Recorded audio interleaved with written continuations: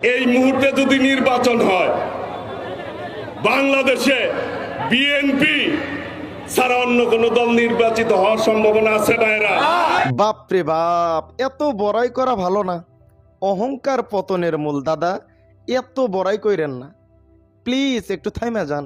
আপনার নেতা লন্ডন থেকে যে কথাগুলো বলে আপনারা কি শুনেন না? এই যে গৌরব করে বলতেছেন যে আপনারাই আসবেন, মানে কনফার্ম হয়ে গেছেন। আপনার নেতা কি বলে শোনেন নাই? না শুনে থাকলে চলেন একটু শুনাই দিই। যতই মনে মনে তৃপ্তি বোধ করেন বিএনপি সবচেয়ে বড় দল, জনগণ যদি মুখটা ফিরিয়ে নেয়, আপনার আমার কিন্তু কোনো স্থান নেই। যত বড় যাই হই না কেন, আমরা নিজেরা নিজেরা যত বড় যাই মনে করি।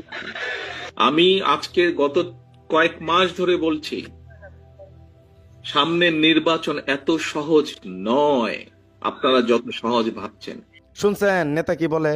আমরাই হচ্ছে মূল পাওয়ার।